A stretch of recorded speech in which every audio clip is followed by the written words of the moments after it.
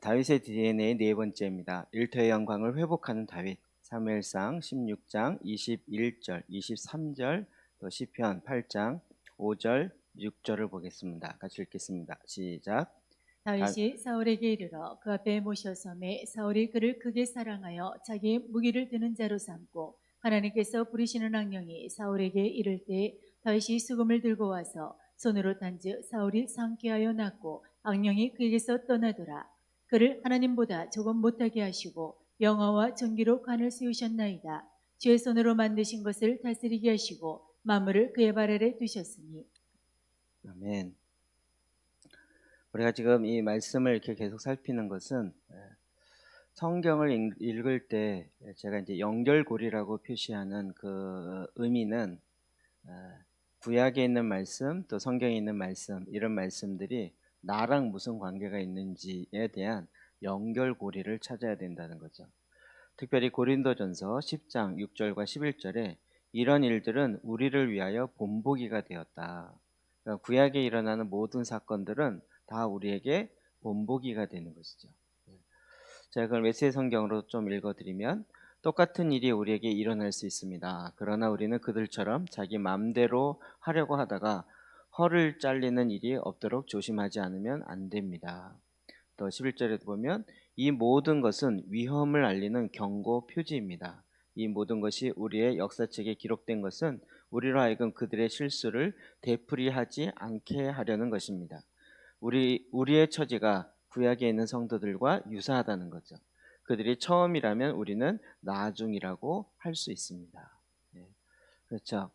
그러니까 우리가 성경을 대할 때 이것이 정말 우리의 본보기가 되고 우리의 표지가 되는 것, 쌓인 표지가 되는 것. 그들이 처음으로 일어나면서 경험했다라는 것은 우리는 이제 마지막으로 그런 것에 대한 동일한 상황 속에서 동일한 원리로 싸워야 된다는 거죠.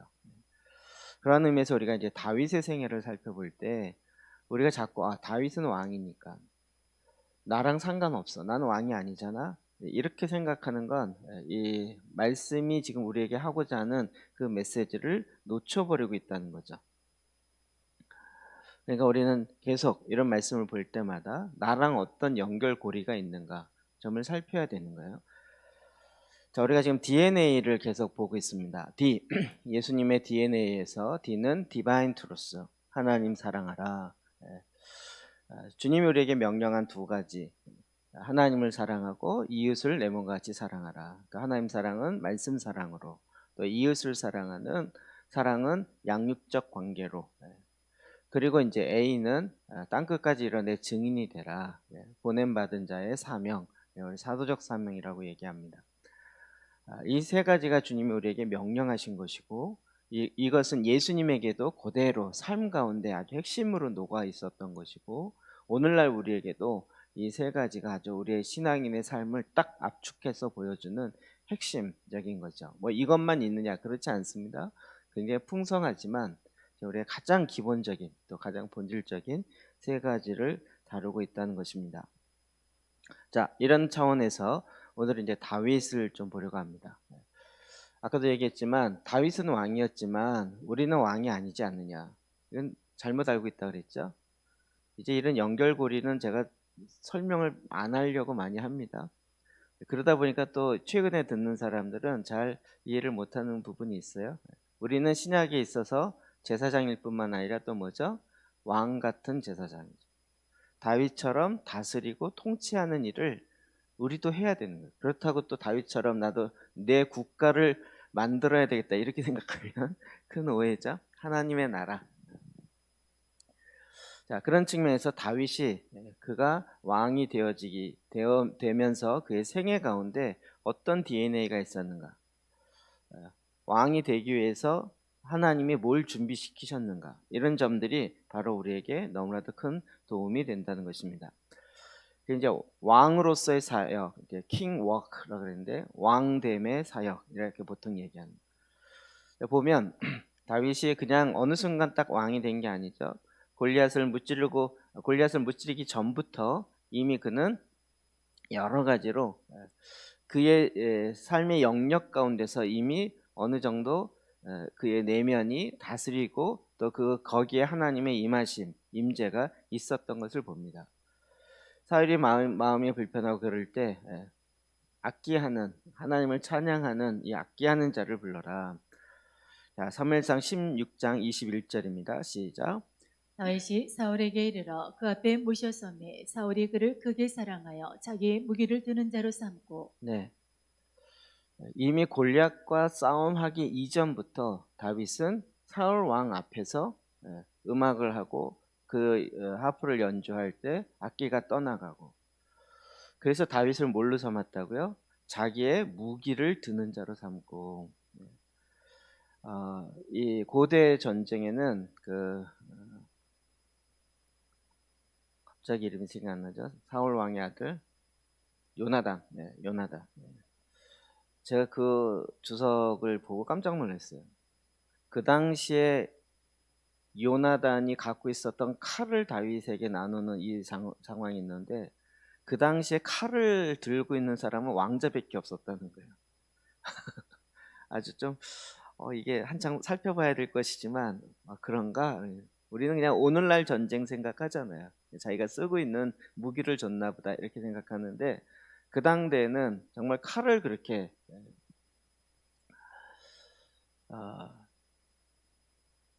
그러니까 지금 왕이 사용하는 무기를 앞장서서 그거를 대신 들고 가고 있는 사람, 엄청 신뢰하는 사람이죠. 그러니까 다윗은 이미 그 당시에 사울 왕을 섬기는 자가 이미 되어 있었던 거죠. 그러나 그는 또 사무엘에게 기름 부음 받았죠. 그것도 왕의 기름 부음을 받은 거죠. 그래서 제가 말 자체를 왕을 섬기는 왕 이렇게 해놨거든요. 우리도 마찬가지예요. 우리도 왕 같은 제사장으로 주님을 섬기고, 그래서 이제 왕을 섬기는 왕으로서의 삶이 되는 거예요. 우리는 자꾸 왕이면 내가 높냐 낮냐 이 생각하는 것은 우리의 타락한 본성에서 나오는 것이고, 주님이 우리에게 섬기는 자의 삶을 살아가도록 하신 거죠. 자, 23절입니다. 들고봅시다. 시작. 하나님께서 부르시는 악령이 사울에게 이를 때 다윗이 수금을 들고 와서 손으로 탄즉 사울이 상쾌하여 나고 악령이 그에게서 떠나더라. 아멘. 사울이 악령이 그 가운데 역사할 때 다윗이 수금을 들고 와서 연주할 때 악령이 떠나갔다. 이게 지금 찬양하시는 분들에게는 엄청 도전이 되고 선포하고 기도하는 부분이에요. 주님, 내가 예배할 때 귀신이 쫓겨나가는, 귀신아 떠나가라 이렇게 소리치지 않아도 하나님을 예배할 때 하나님 빛이 임하시니까 임재가 회복되니까 어둠은 사라질 수밖에 없는 거죠. 이런 역사가 있게 해주십시오. 이런 기도를 많이 합니다. 이 근거가 됐던 게 바로 여기죠. 그럼 이게 다윗이 하루아침에 된 건 아니죠. 하루아침에 된 게 아니죠.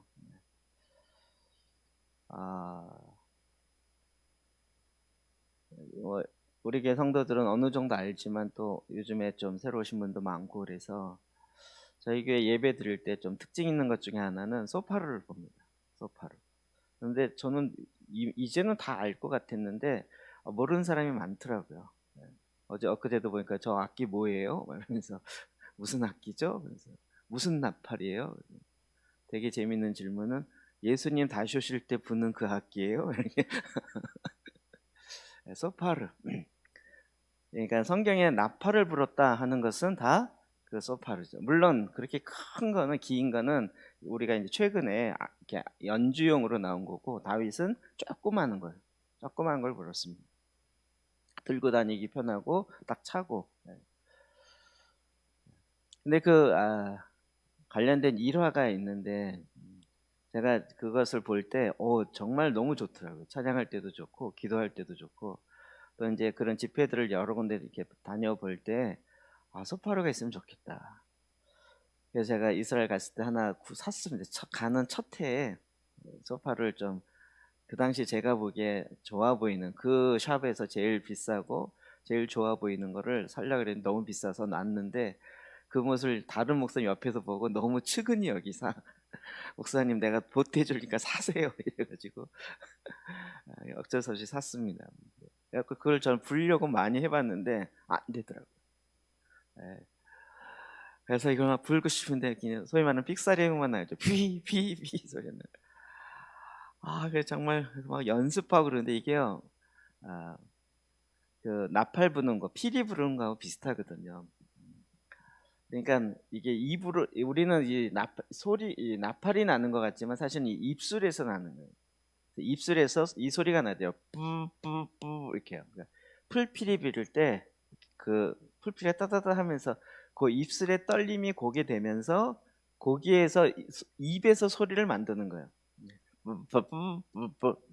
그래서 이제 하기 전에 입술 푸는 연습을 많이 하죠. 이런 거요.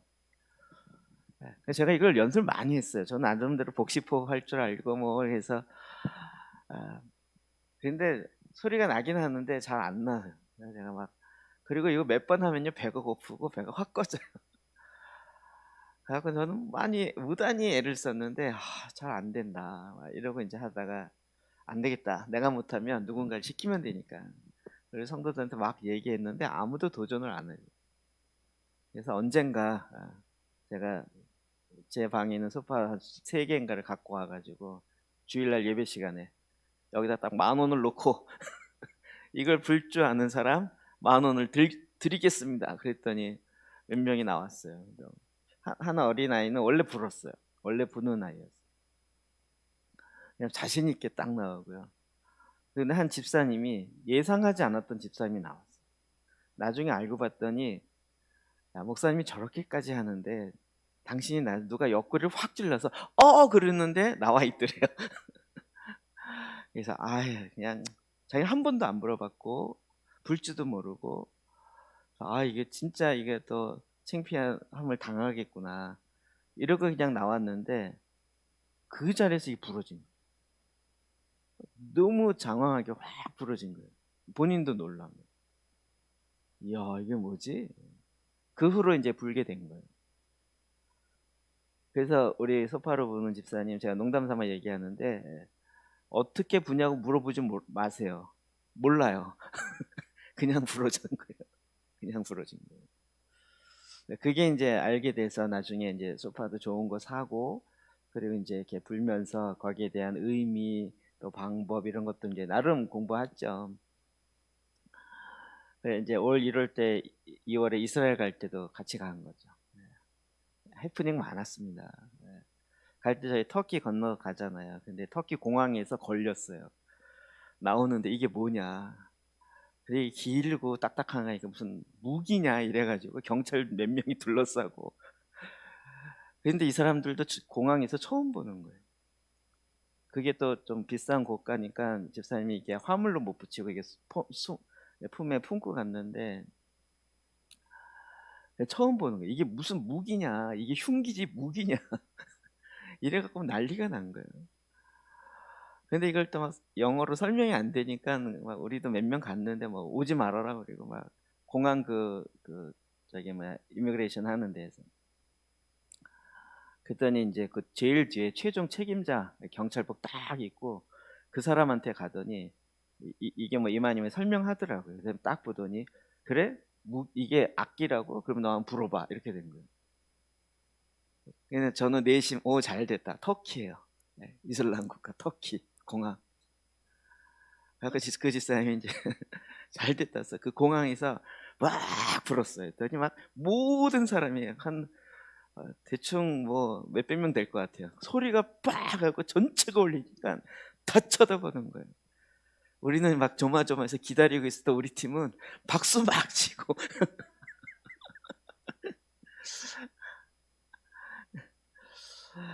그러니까 막 이 경찰이 막 당황해서 고만 알았다고 들어가고 이스라엘 갈 때마다 근데 진짜 그 소리랑 아예 그분은 이제 하나님 그 나팔수로서의 부르심이 있는 거죠.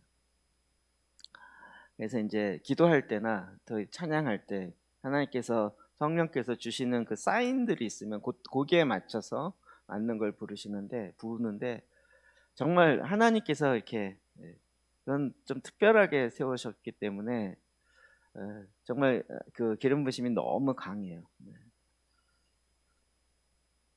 그러니까 네, 거기에는 뭐 여러 가지 또 내용이 있죠. 간증도 있고 저는 몰랐는데 이스라엘에서 그 간증을 했어요. 사실은 본인이 이제 이렇게 공사를 하다가 어깨도 많이 아프고 허리도 아프고 근데 이게 부을 때 복식호흡으로 불러야 하기 때문에 숨을 배에다가 꽉 채워놓고 해야 되는데 그러면 허리가 이 척추 있는 데가 그 디스크 있는 데가 아프다는 거예요. 여태까지 그 고통을 참으면서 불었던 거예요. 이스라엘에서도 그걸 이제 부를 때 자꾸 아프니까 근데 얘기는 못하고 그랬는데 어디선가 정말 불기 힘든 상황이었는데 그래도 막 너무 아파서 그만 부르고 싶다 이럴 상황이었는데 그냥 믿음으로 확 불었는데 그 허리가 났어요. 통증이 완전히 났어요. 그 간증을 했었어요. 이 악기에는 특히 이제 성경에 나오는 그 악기와 같은 것이기 때문에 하나님이 특별한 하나님의 일하심이 있는 것 같아요. 그런데 이제 다윗도 비슷한 게 있는 거죠. 다윗은 이것이 어떻게 해서 이게 가능했을까요? 제가 보기에도 다윗도 그냥 된 건 아니에요. 좀 이따 더 살펴보겠지만 다윗이 사실은 그 양들을 돌볼 때 뭐 했을까요? 양을 돌볼 때 그 사무엘이 와서 아들들을 데려오십시오. 내 앞에 지나가게 하십시오. 그때 다윗을 안 불렀죠. 막내였고 어렸기 때문에 들판에서 양을 돌보고 있었어요. 그 당시 목자들은 양을 돌볼 때 낮에도 그렇지만 특히 밤에 지켜야 되는 거예요. 그러면 밤에 꼬딱 밤을 샐 때가 참 많이 있어요. 어린애가 꼬딱 양들을 지키기 위해서 그러면 그때 주로 뭘 해요? 악기 연주를 하는 거예요. 나팔을 불고 들판에서 저는 상상하면 저는 오히려 더 멋있는데 들판에서 아무도 누가 방해하겠어요? 시끄럽다 그러겠어요? 뭐 하겠어요? 그곳에서 나팔을 불며 또 하나님을 찬양하는 일들을 끊임없이 한 거죠. 그것이 이제 하나님을 향한 예배, 하나님을 향한 마음으로 다윗이 어렸을 때부터 마음의 준비가 되어가고 있었던 거죠. 제가 보기에는 여러분 밤새는 게 쉽지 않죠. 밤새는 게. 다윗은 그때마다 밤을 샐 때마다 늘 그냥 제 상상입니다. 정말 말씀을 두려우니까 그리고 막 주변에 늑대 소리 나고 막 짐승들 소리 나면 얼마나 무서워요. 그러면 또 말씀을 계속 선포하고 외운 것들 계속 반복하고 그리고 이제 또 악기도 불고 이러지 않았겠냐면 그것이 이제 준비가 되었던 거죠.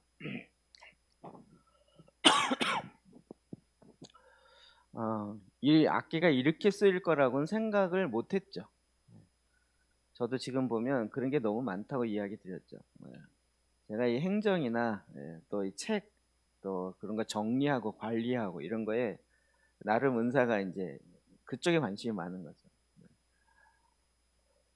저희 아내의 불만은 늘 교회에선 정리하는데 집에서는 정리를 안 한다 이게 불만인데 늘 더 벌려놓는다.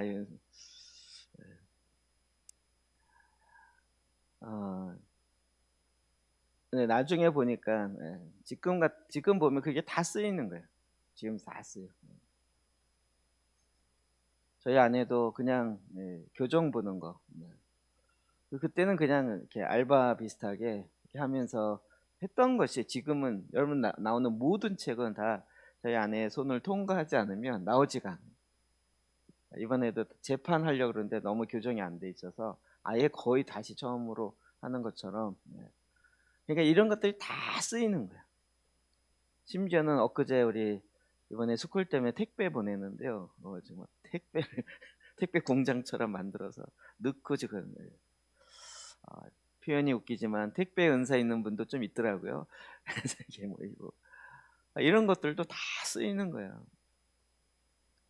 우리가 이 땅에서 그냥 우리는 어떨 때 그냥 아르바이트로 했던 것일 수 있지만 이런 것들이 하나씩 하나씩 그때그때마다 쓰이게 되는 거예요. 그래서 다윗은 하나님 앞에 이런 고백들을 하는 거예요. 시편 8편 5절 6절입니다. 시작. 그를 하나님보다 조금 못하게 하시고 영어와 존귀로 관을 씌우셨나이다. 주의 손으로 만드신 것을 다스리게 하시고 만물을 그의 발 아래 두셨으니. 아멘.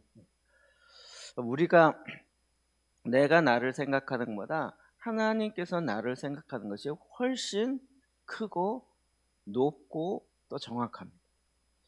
보면 볼수록 그런 것 같아요. 내가 나에 대해서 최고로 높게 생각할, 교만해도 좋다라고 하고 제일 높게 생각하는 것보다도 하나님께서 나를 생각하는 것이 훨씬 더, 하나님보다 조금 못하게인데 목이라고 됐네. 조금 못하게 하시고, 설교할 때 오타가 보이면 아주 난감해요. 영화와 존귀로 관을 씌우셨어요. 내가 존귀한 게 아니라 하나님이 나에게 관을 씌우셔서 내가 존귀케 된 거죠.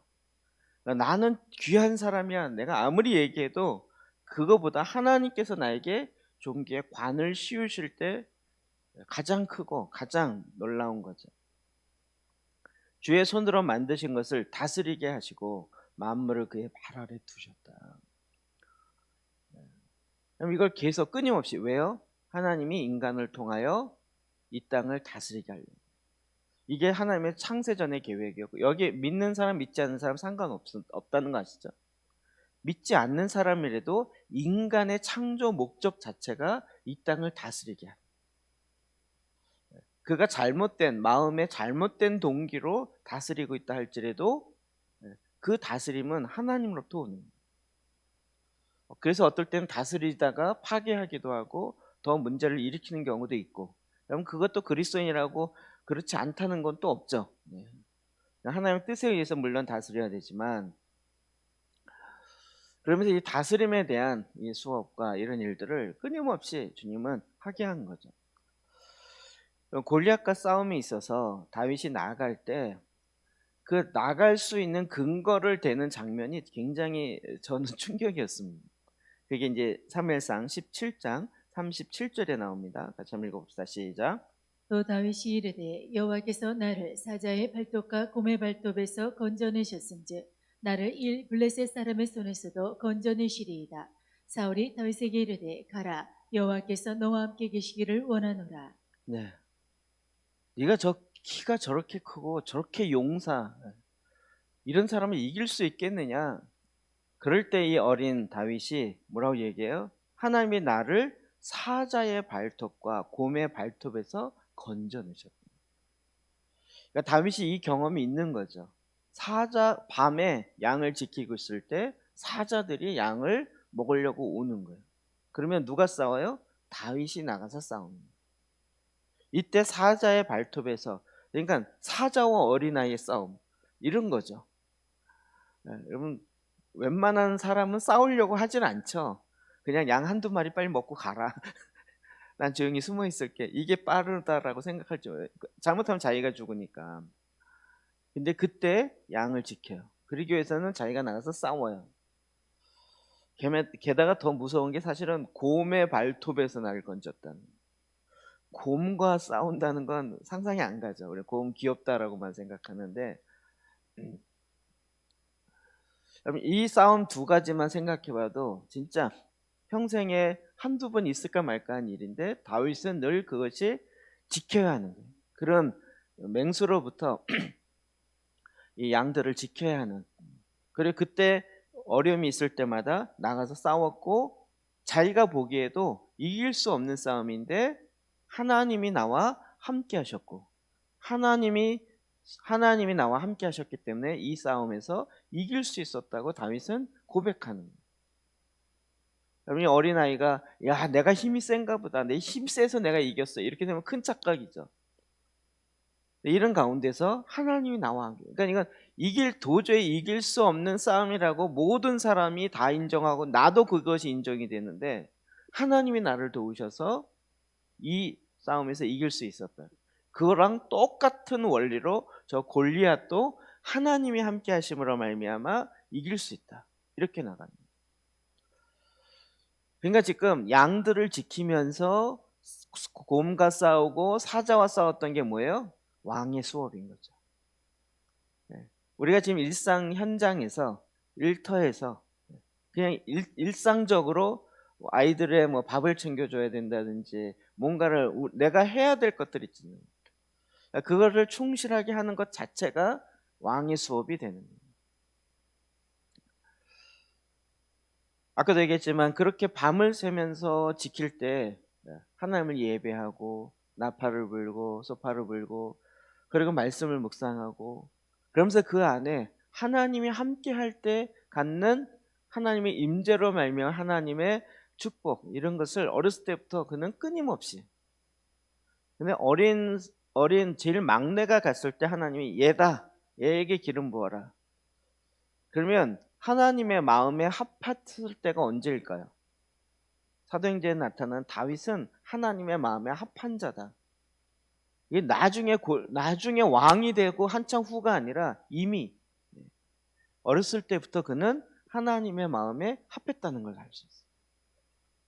그 마음은 뭘까요? 그러니까 거기서 그냥 심심해서 밤새기 지겨우니까 막 소파를 불고 이 차원의 얘기가 아니었다는 거죠. 하나님을 예배했고 그 안에 하나님을 향한 갈망과 그 마음이 끊임없이 있었다는 거죠. 이게 있으니까 왕이 되고 나서도 그 일을 먼저 시작하는 거죠. 우리는 자꾸 나중에 내가 기회가 되면 그걸 하리라. 제 경험으로 봐서는 안 되더라고요. 지금이라는 시점이 가장 최선이더라고요. 나중에 요즘은 제가 그래요. 나중에 하겠다라는 얘기는 안 하겠다라는 못할 그 이후에 평생 못할 가능성이 많아요. 저도 그런 게 너무 많거든요. 나중에 하리라. 지금도 굉장히 후회되는 거예요. 나중에 영어 회화 하리라. 내가 영어 할 날이 내 평생에 있겠냐. 대학 다니면서 그랬거든요. 아 이걸 머리 아프고 공부하느니 쓸 일도 별로 없을 거다. 나는. 그리고 이제 나중에 미뤘는데 지금까지 나중인 거죠. 아 그때 바로 오늘 내가 써야 하는 것처럼 했으면 달랐겠죠. 이런 거예요. 그러니까 계속 준비해야 되는 왕의 수업, 하나님 주시는 그 왕의 수업. 저와 여러분도 그런 면에서 지금 우리의 일상의 이런 것들이 왕의 수업으로 주님이 우리에게 훈련시키는 것이 다윗을 훈련시킨 것처럼 이런 모든 것들이 다 본보기가 된 거예요. 아이를 돌보는 거. 여러분 DNA에 널처링 릴레이션십.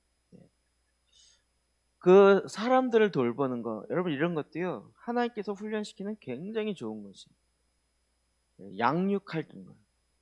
사람의 마음을 빨리 알고 정말 이 모든 하나님의 성품에 그 일치할 수 있도록 하나님께서 이런 부분을 우리로 하여금 훈련시키는 거죠. 저는 이 모두가 다 왕의 수업이다, 왕업이다 라고 주님이 계속 우리에게 알려주시는 거예요. 자, 그래서 다윗이 왕이 되고 나서 처음으로 한 처음 일들이 뭐예요? 첫 번째, 유다 지파의 왕이 되고 7년 반 만에 다시 전체 12지파의 왕이 되죠. 그리고 나서 첫 번째로 한 게 시온 성을 빼앗는 거예요. 사무엘하 5장 7절이죠. 시작. 다윗이 시온 산성을 빼앗았으니 이는 다윗성이더라. 제가 이 말씀을 처음에는 이렇게 생각 안 했는데 여기 이제 이해되고 우리 이제 유자연이 어떤 개념인지를 아니까 그리고 나중에 다시 성경을 다른 데를 보고 볼수록 이건 다윗의 생각이 아니었어요. 하나님의 생각인 거예요. 하나님의 생각. 하나님이 바로 거기에 하나님의 성전을 짓기 원하고 하나님의 시온을 만들기 원하는 그 마음이 다윗에게 부어진 거고 다윗은 굳이 이 위험을 감수하면서까지 그 다윗성을 시온 산성을 빼앗으려고 했던 데에는 분명한 하나님의 지혜나 하나님의 계시나 하나님의 계획하심을 다윗이 알게 됐다는 거예요. 여러분 이게요 저와 여러분도 이 시온에 대한 의미는 이제 더 많이 풀어야 되니까 이런 모든 것들이 하나님께서 하나님의 일들을 하기 위해서 우리로 하여금 이걸 훈련하는 또 이 일을 세우게 만드는 거예요.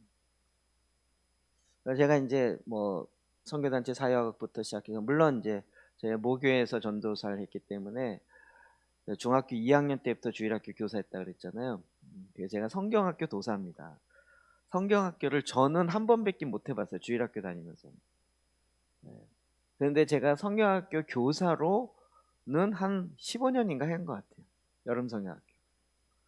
그러니까 여름성경학교 관련돼서는 그 당시에 제가 완전 A부터 Z까지 거의 다 할 수 있을 정도로.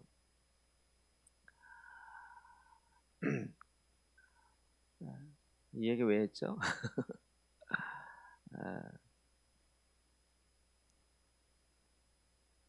그리고 이제 교회 일이라고는 제가 아주 뭐 교회 일은 굉장히 종류가 많은데 이걸 거의 다 해봤기 때문에 자신이 있는 거죠. 근데 저희가 저희 교회를 딱 개척하면서 하나 뭘 알았냐면 처음에 딱 세팅해 놓지 않으면 나중에 못 한다는 거예요. 이거 쉽지 않아요. 우리는 대부분 처음에 개척하면서 처음에 사람 없고 처음에 이러니까 요거 해놓고 나서 사람이 모이면 그때 하지. 근데 그때 못 해요. 그러니까 처음에 딱 자리를 잡아야 나중에도 그게 계속 가지. 그래서 제가 처음부터 뭘 했는지 아시겠죠? 네. 처음에 수요예배 때부터 시작해서 사도의 기도를 같이 말씀을 나누고 기도하기 시작합니다. 말씀으로 기도하기를 해야 된다. 그땐 뭐 기도의 잼 얘기 이런 얘기 하나도 안 하고 그냥 여기에 보면 사도들이 했던 기도가 있는데 그 기도에 의해서 우리가 한번 해봅시다. 그리고 그걸 풀어주고 이랬던 거예요. 처음부터. 그리고 이제 교회 딱 하고 저희 교회 프로그램을 만들기 직전에 제사장 기도를 먼저 하고 제사장 기도 세팅을 먼저 한 거죠. 그리고 나서 가니까 저도 나중에 처음에는 그런 그림이 아니었어요. 제가 제일 처음에 교회 개척하는 기획안을 내라고 5장짜리 만든 거 있거든요. 저는 그런 거 만드는 게 너무 재미있고 신나요. 그러니까 막 머릿속에 그동안 했던 걸 막 조합해갖고 딱 막 하고 막 톱니바퀴 이런 그려놓고 뭐 이런 식의 그림을 해놨는데 그건 제 생각이었고 딱 제사장 기도를 제일 먼저 이렇게 하고 나서 보니까 위에 집이 져지는데 그거는 제가 어떻게 생각한 집이 아닌 거예요. 그림이 아닌 거예요. 저는 그냥 처음에 이렇게 해야 된다 이거 하나만 갖고 시작했는데 그 위에 하다 보니까 이게 필요하고 하다 보니까 이게 필요하고 그러면서 그 필요를 향해서 채우고 새롭게 하고 이걸 가다 보니까 오늘날까지 온 거예요. 저에게 있어서는 이게 저로서는 약간 이런 표현이에요. 교회를 처음 시작해서 이렇게 말씀으로 기도하고 정말 이렇게 가기 원한다면 처음부터 그 뉴 자이언을 세워야 된다. 약간 이런 마음이에요. 네. 나중에 세우려면 사람 빼내기도 힘들고 또 이런 사역 자체가 여러 개 중에 하나가 되지 가장 기초가 되지가 않는 거죠. 다윗이요 왕이 되자마자 그냥 헤브론에 여전히 있을 수 있었고 그럼에도 불구하고 그는 하나님께서 딱 지시한 그 시온 산성을 빼앗는 일을 첫 번째로 한 거죠. 이건 정말로 너무 중요한 부분이에요. 그리고 나서 두 번째로 한 게 그 위에 보면 사무엘하 5장이죠. 그 다음에 6장으로 넘어가면 법궤를 갖고 오는. 그러니까 다윗이 왕이 되고 나서 첫 번째로 전쟁을 먼저 한 게 아니고요. 첫 번째로 먼저 한 게 이게 다 우리의 본보기가 되는 거예요. 의미가 뭔지를 봐야 되는 거예요. 자, 6장 15절 볼까요? 시작. 다윗과 온 이스라엘 족속이 즐거이 환호하며 나팔을 불고 여호와의 궤를 가져 메오니라. 네, 여호와의 궤를 메어 오니라. 법궤를 가지고 오는 거예요. 법궤를 갖고 온다. 이거는 너무나도 중요한 의미죠. 네. 제가 누누이 얘기하지만 성경에 어디도 나오지 않지만 들어가서 보면 그 전에 사울이 왕으로 있을 때는 법궤 얘기가 나오질 않잖아요. 사울 왕은 법궤에 관심이 없었어요. 그렇죠. 네. 근데 다윗은 왕이 되자마자 법궤를 갖고 오는 것에 첫 번째 관심을 갖는 거예요. 이 마음의 차이, 이게 또 어디서 나올까요? 그러니까 다윗이 이런 부분에 굉장히 이게 준비된 거죠. 그리고 법궤를 갖고 온다는 게 뭔지를 알고 있는 거예요. 그러니까 한 번 갖고 오다가 잘못 이 수레에 싣고 오면서 웃사가 죽고, 그러고 나서 다시 두 번째 갖고 올 때 이제는 하나님의 말씀에 따라서 방법대로 법궤를 갖고 오는 것도 제사장의 어깨 위에, 레위인의 어깨 위에 메고 오게 하는 하나님이 알려준 방법대로 이제 갖고 오는 거죠. 그러면서 다윗이 어떻게 해요? 춤을 춰요. 그리고 밑에 바지가 벗겨지도록 춤을 춰요. 그걸 보고 또 왕이 시시머리 없게 저런다고 또 막 흉보다가 사건이 일어나죠. 이런 거 다 뭐예요? 다윗의 마음에 뭐가 있는지를 보는 거죠. 다윗은 법궤가 오는 것이 그냥 하나의 괴짝이 오는 게 아니라 하나님이 오는 거예요. 그의 마음의 중심은 그거인 거죠. 그러니까 법궤를 가져온다는 걸 보고 우리 연결고리를 딱 찾아야 되는데, 그게 뭐예요? 언약이 회복돼야 되는 거예요. 내 삶에 있어서도 언약이 회복되는 거예요. 그러니까 내 안에 언약이 회복돼요. 그래서 우리가 이제 언약 강의나 언약 내용들 굉장히 많이 했죠. 그러니까 다윗은, 이게 다윗에게 있어서는 모델이 없어요. 사울 왕은 모델일 수가 없잖아요. 그 전에 이런 왕들이 없었고. 근데 말씀 속에서 그는 무엇을 가장 중요하고 첫 번째인지를 아는 거죠. 그래서 그 언약궤를 갖고 와서 언약을 회복하는 일을 하는 거예요. 그때도 이제 이스라엘 족속이 즐거워하고 환호하며 나팔을 뭐라고요? 소파르를 불었다는 거예요. 소파르가요, 여러 사람이 한꺼번에 불면 소리 쟁쟁합니다. 그리고 그거 아닌 것 같은데 소리 진짜, 뭐 여기 섹션에 막 앰프에 악기 넣고 그래도요, 소파 소리 하면 쫙 하면 모든 소리를 다 장악해요. 모든 소리를. 그리고 광에서 불면 엄청 멀리 나가고.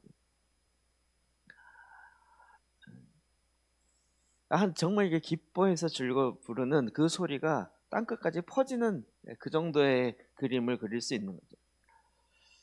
자, 그리고 나서 이제 전쟁에 나가는 거예요. 사무엘하 8장 6절입니다. 시작. 다윗이 다메섹 아람에 수비대를 둠해 아람 사람이 다윗의 중이 되어 조공을 바치니라. 다윗이 어디로 가든지 여호와께서 이기게 하시니라. 예, 다윗이 어디에 가든지 여호와께서 이기게 하시니라. 8장에 보면 이게 거의 공통 후렴구처럼 나와요. 다윗이 어디에 가든지 여호와께서 이기게 하시더라. 그래서 남쪽, 이 동쪽, 북쪽 거기에 다 어떻게 점령하는지, 에돔 족속과 이쪽 또 그 족속들을 정복하는. 근데 딱 마지막 결론 딱 이거예요. 다윗이 어디에 가든지 여호와께서 이기게 하시더라. 그 땅을 어떻게 해요? 싸워서 차지하는 거죠. 다윗 왕이 기도만 한 건 아니에요. 실제적으로 그 현장 가서 싸워 이기는 거죠. 이건 이제 우리의 유업으로 회복되어야 될 문제이죠. 그래서 이 영적 전쟁의 핵심, 우리의 원수들을 내어 쫓고 원래 원주민, 그 유업을 이을 자녀가 그것을 다시 찾아오는 것. 그래서 그 땅의 실제적인 주인이 그 땅을 통치할 때 거기에 하나님의 원래 갖고 있었던 하나님의 원뜻이 풀어지기 시작하는 거죠. 그러고 나서 이제 그의 마지막 때 솔로몬 성전을 짓고자 하죠. 하나님 이것을 그의 아들 솔로몬에게 허락합니다. 준비는 다윗이 다 하죠. 그런데 여러분, 이게 참 재밌는 건 아모스 9장 11절입니다. 시작. 그날에 내가 다윗의 무너진 장막을 일으키고 그것들의 틈을 막으며 그 어물어진 것을 일으켜서 옛적과 같이 세우고. 아멘. 여기서 이 아모스서 9장 11절 말씀을 사도행전 15장에 예루살렘 공의회 때 야고보가 인용하면서 그 회의 결론이 나는 거죠. 그때도 계속 말씀드렸지만 다윗의 무너진 장막을 일으킨다. 이거 많은 분들이 이게 안 풀어지는 거예요. 이걸 그냥 솔로몬 성전이다. 다윗의 장막은 곧 솔로몬 성전이다. 이렇게 얘기를 하고 넘어가던데 사실은 그게 아니죠. 하나님은 관심은 다윗의 장막 가운데 있었어요. 제가 보기에 하나님 다윗의 장막 텐트랑 솔로몬의 어마어마한 성전과 어떤 게 더 하나님은 원하세요? 그럼 뭐라 그러실까요? 네, 이게 이거다 이렇게 얘기 안 하세요. 솔로몬 성전에 대한 하나님의 기억은 별로 안 좋지 않을까요? 처음에만 굉장히 막 이랬지 그 다음부터는 성전이 별로 성전 기능을 해본 적이 별로 없어요. 근데 다윗의 장막은 처음부터 다윗이 왕이 있는 이 기간 동안에는 그 본질적인 하나님의 임재와 하나님과 소통하고 하나님께 묻고 듣고 했던 게 늘 살아있었던 그게 다윗의 장막이에요. 그래서 지난번 강의할 때 성경에 나오는 두 장막, 모세의 장막과 다윗의 장막이 굉장히 계시적인 거다. 그리고 마지막 때 솔로몬 성전의 회복을 얘기한 게 아니라 다윗의 장막의 회복을 얘기한 건 굉장히 중요한 의미를 갖고 있는 거다. 이제 다윗은 뭐까지 이야기했어요? 마지막 때에 대한 하나님의 그림도 우리 알려주는 거죠. 오늘날 다윗의 장막을 회복해야 된다. 이게 기도의 집 회복이다. 자꾸 이렇게 풀어가는데 물론 하나님을 예배한다는 의미에 좋지만 그걸 너무 이렇게 형태적으로만 가져갈 것이 아니라 내 안에 끊임없이 주님을 예배하고 주님을 산 제물이 되어서 내 몸을 하나님이 기뻐하시는 영적 예배를 다시 회복하는 거예요. 하나님과 소통이 되고 하나님과 교제가 되어지고 하나님의 마음과 나의 마음이 합한 자가 되어서 합일이 되어서 일치가 되고 연합이 되어서 하나님께서 원하시는 것을 나도 원하고 나도 그것을 아버지의 마음을 시원케 하는 거예요. 그러니까 보니까 다윗은요 진짜 대단하죠. 그러면 다윗이 시간이 남아서 했느냐? 그게 아니라는 거예요. 늘 얘기하잖아요. 다윗은 목회자가 아니라고. 다윗은 왕이란 말이에요. 전쟁에 수없이 나가고 나라를 다스려야 하고 또 자녀들도 엄청 많고 또 함께하는 백성들도 엄청 많고 그럼에도 불구하고 그에게 주어진 것들을 감당한 거죠. 그럼 이것이 이제 우리에게도 요구되는 것이에요. 우리에게도. 근데 하나님이 지혜를 주세요. 하나님의 도우심에 손이 나오고 대부분 이렇게 많은 걸 어떻게 하세요? 이런 얘기 할 수 있는데 희한하게 하나님께서 그것을 할 수 있도록 지혜를 주세요. 펼쳐가면 돼요. 펼쳐가면 쉽진 않지만 그래도 하나님을 의지하고 갈 때 하나님의 도우심의 손은 반드시 있는 거예요. 내가 할 수 있는 것만 하면 하나님의 도우심 필요가 없죠. 그럼 내가 할 수 있는 선에서만 우리는 해야 되는 거죠. 근데 말씀을 보면 볼수록 성경에 나오는 믿음의 사람들은 하나님의 도우심의 손을 의지해서 살아온 거죠. 믿음의 사람들, 믿음의 발걸음들.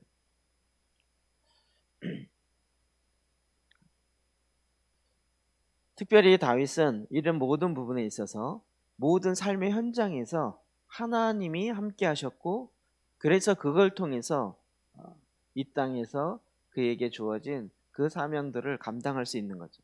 사무엘상 18장 12절부터 14절 봅시다. 시작. 여호와께서 사울을 떠나 다윗과 함께 계심으로 사울이 그를 두려워한지라. 그러므로 사울이 그를 자기 곁에서 떠나게 하고 그를 천부장으로 삼음에 그가 백성 앞에 출입하며 다윗이 그의 모든 일을 지혜롭게 행하니라. 여호와께서 그와 함께 계시니라. 네. 사무엘상 18장인가 17장에 다윗과 골리앗의 싸움이 나온다 그랬죠. 그러니까 18장이 그 다음이에요. 아직 다윗이 왕이 되지 않았어요. 그때 이제 12절을 보니까 여호와께서 사울을 떠나서 다윗과 함께 있어요. 하나님이 함께 하고 있다라는 것을 사울 왕도 알아요. 그러니까 어떻게 돼요? 사울이 그를 두려워한지라. 그 어린 소녀라고 나오죠. 소년이 왕이 두려워요. 이런 거죠. 오늘 아침에 하나님 혹시 말씀한 거 있어? 하나님 혹시 뭐 들은 거 있어? 있으면 나한테 좀 얘기해 줄래? 이런 거예요. 마치 어린 그 사무엘에게 엘리 제사장이 하나님이 뭐라고 하시더냐? 라고 물어야 되는 것처럼 하나님이 그와 함께 하셨다. 그러니까 사울도 다윗이 두려운 것이 아니라 하나님에 대한 두려움인데 하나님이 함께하는 사람, 다윗에 대한 두려움이 있었던 거예요. 그러므로 사울이 그를 자기 곁에서 이제는 전에는 자기의 무기를 갖고 다니고 앞에 하고 나팔 불어주고 하는 아주 측근이었는데 이제는 무서운 거예요. 자기에서 떠나게 하는. 그를 천부장으로 삼아요. 그가 백성들 앞에 출입하는데 그랬더니 어떻게 돼요? 14절에 다윗이 그의 모든 일을 천부장. 예, 여러분 저 10부장, 50부장, 100부장, 천부장. 그렇죠? 그러니까 지금으로 보면 천부장은 굉장히 1000명을 관리하는 건데 사실은 굉장히 이렇게 상위 리더십이라는 걸 알 수 있죠. 근데 그가 하는 일을 다 지혜롭게 했어요. 근데 그게 다윗의 머리 좋음이 아니라 뭐라고요? 여호와께서 그와 함께 계시니라. 모든 일의 핵심. 그래서 제가 일부러 그것만 다 파란색으로 해놨죠. 여호와께서 함께 계심으로. 여호와께서 함께 계십니다. 그러니까 우리는 천부장으로서 내가 이 일을 잘하게 해주십시오. 이거보다 더 소중한 건 뭐예요? 여호와께서 함께하는 그 사람이 됩니다. 또 사무엘하 5장 9절 10절 봅시다. 시작. 다윗이 그 산성에 살면서 다윗성이라 이름하고 다윗이 밀로에서부터 안으로 성을 둘러싸으니라. 만군의 하나님 여호와께서 함께 계시니 다윗이 점점 강성하여 가니라. 네, 아까 얘기했던 시온 산성을 빼앗고 거기에 다시 산성을 밀로로부터 안으로 성을 둘러싸요. 그리고 그것이 시온이 돼요. 그리고 거기서부터 통치가 흘러나오니까 어떻게 돼요? 만군의 여호와 하나님께서 함께 계시는 거예요. 그 시온에 거하심이고 그리고 거기가 지금도 가장 중요한 핵심이 되는 거죠. 다윗이 점점 더 강성해질 수 있는 요인은 무엇이에요? 여호와께서 함께 하십니다. 다윗이 굉장히 잘한 것이 많이 있지만 이 잘할 수 있었던 요인은 다 하나님이 함께 하셨다. 그러니까 우리의 일터 현장에서도 하나님이 함께 하신 건 너무 중요한 거죠. 어떻게 우리는 주일날만 하나님이 함께 하시고 평일날은 하나님이 함께 하시면 안 될 것 같은, 거기서 함께 하시면 오히려 내가 힘들어지고 내가 곤란해지니까 평일날은 주님 조금 절 따라오지 마시고 그냥 교회만 계시고요. 6일 동안 제가 세상에서 열심히 일하다가 제가 주일날 헌금 많이 할게요. 이런 개념. 되게 참 이렇게 전혀 성경적이지도 않고 굉장히 이원론적인 삶이었던 거죠. 그러나 다윗은 실제 전쟁할 때도 천부장으로 다스릴 때도 계속 하나님이 함께하는.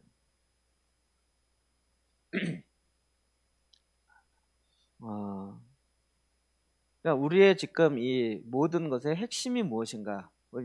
뭐 다윗이 되자 이게 아니라 다윗에게 하나님이 어떻게 일하셨는가를 보고 우리는 그 원리를 갖고 와서 우리도 하나님의 함께하심이 우리 삶의 첫 번째라는 거예요.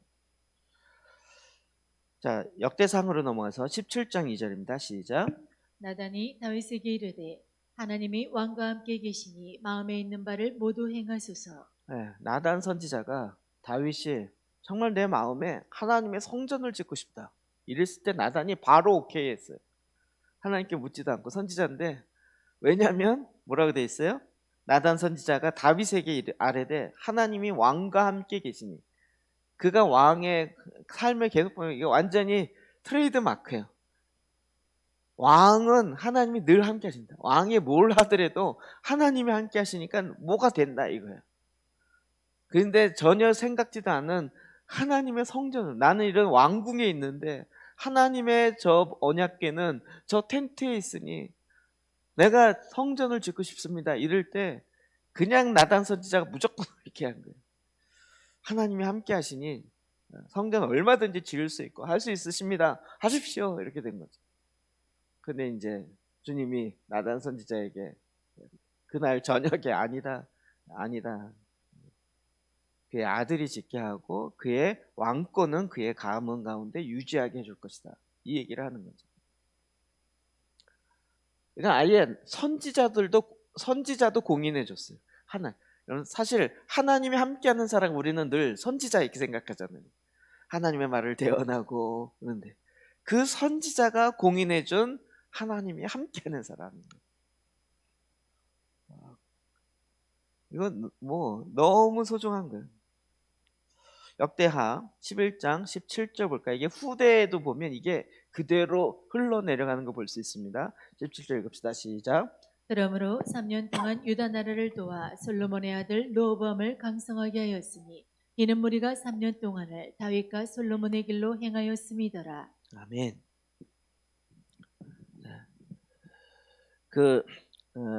솔로몬의 아들 르호보암 때예요. 그러니까 지금 다윗 아들의 솔로몬, 그 아들의 르호보암.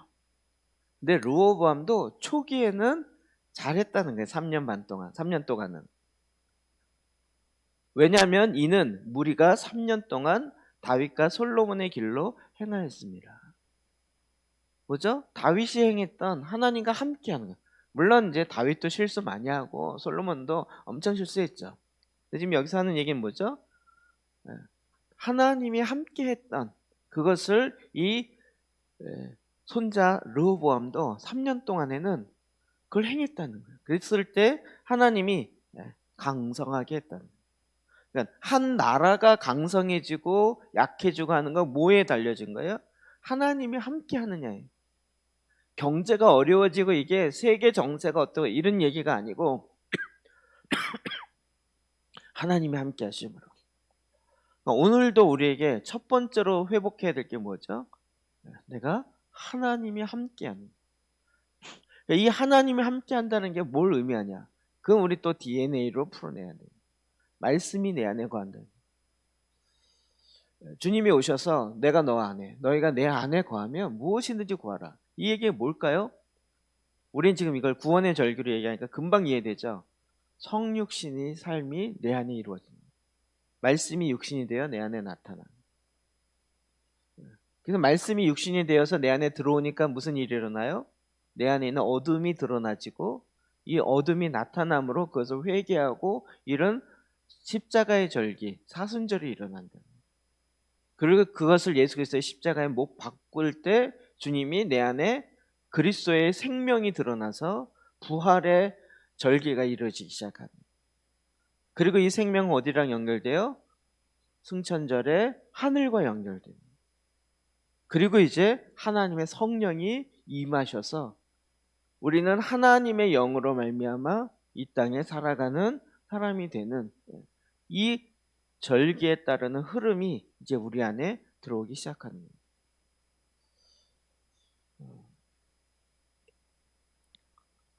이제는 말씀이 너무 재밌죠. 네. 이렇게 연결되는구나. 약간 제가 쇠사슬 있잖아요. 쇠사슬 이런 거요. 근데 쇠사슬이 다 고리가 다 따로 노는 거예요. 이 쇠사슬 고리가요, 체인이라고 하는 게 진짜 무거운 거 엄청 한 것도 다 이 체인을 해서 드는 거잖아요. 제 느낌이 약간 뭐랄까, 제가 이제 정보 수집자잖아요. 그냥 정보가 이렇게 많은데 정리가 되지 않아갖고 그냥 쌓여만 있어요. 쌓여있는 정보는 골칫덩어리지 이게 하나도 도움이 안 돼요. 근데 이게 딱 분리가 돼갖고 탁탁탁 정리가 되고 딱 연결이 되면 그 다음부터는 그러면 여기서 딱 꺼내고 그러면 저기서 꺼내고 이렇게 연결되고 이렇게 되면서요, 쓰레기였던 정보가 이제는 하나로 이렇게 막 깨지는 것 같아요. 하나님의 함께 하십니다. 그러니까 그 임재는 하나님이 함께 하셔서 너무 난 좋아요, 여기서 끝나는 게 아니라 이제는 정말 내 일터 현장에서 하나님이 함께 하심을 드러내는 거예요. 나단 선지자가 인정해 준 것처럼 어디서 인정돼요? 우리의 삶의 현장에서. 그러니까 우리 뭐 안 믿는 남편이 당신은 하나님이 함께하는 사람이잖아 이렇게 얘기해야 되는 거예요. 이 세상 단순히 직장의 현장에서 당신은 하나님 사람이잖아. 하나님 함께하는 사람이네. 이 얘기가 들려져야 됩니다. 이게 우리의 삶의 목적인 거죠.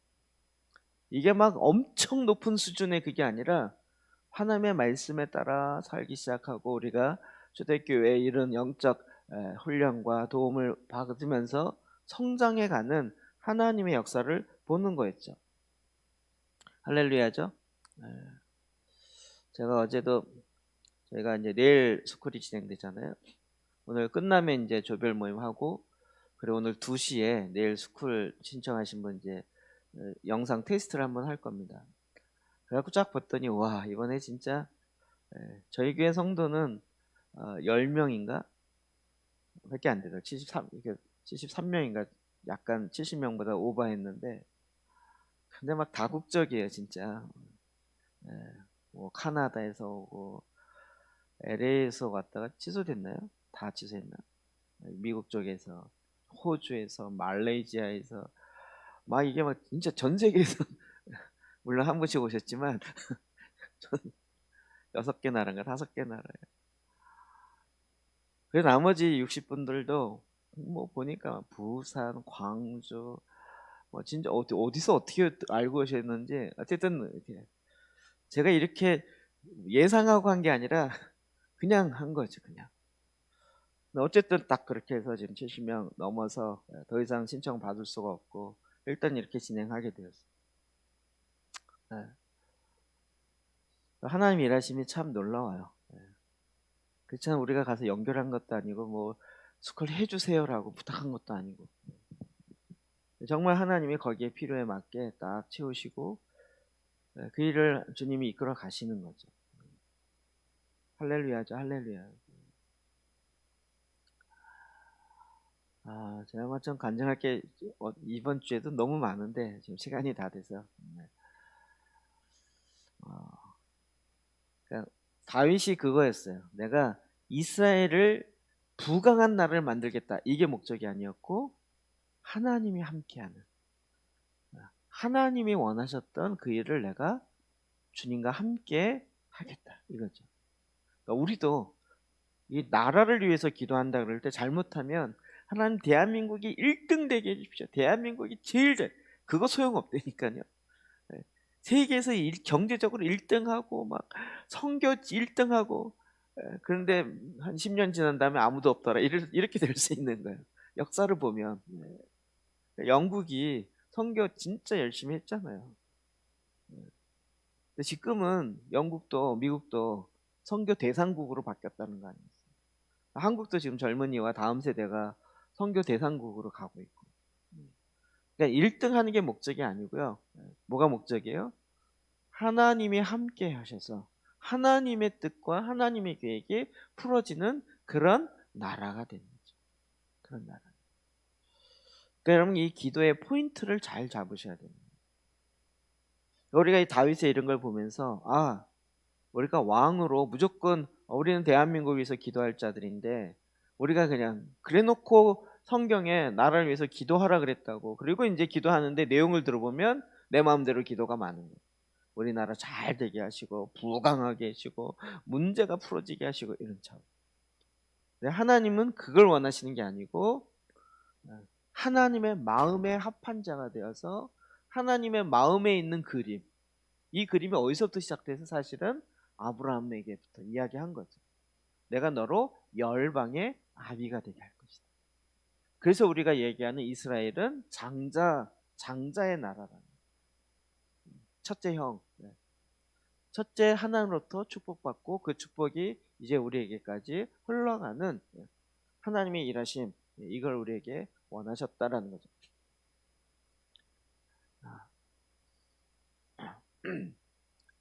지금 우리가 이 DNA가 흘러가는 건 우리에게 너무나도 소중한 거예요.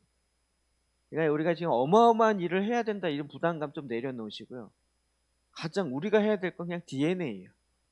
그냥 한 명 딱 하고 그분과 함께 성경을 읽고 그 말씀을 사랑으로 나누고 또 그가 또 다른 사람을 할 수 있도록 보내는 요 DNA가 우리 안에 풀어져서 그냥 그렇게 사뿐사뿐하기 시작하면 하나님이 이제 하나님 원하는 게 그냥 풀어지는 거예요.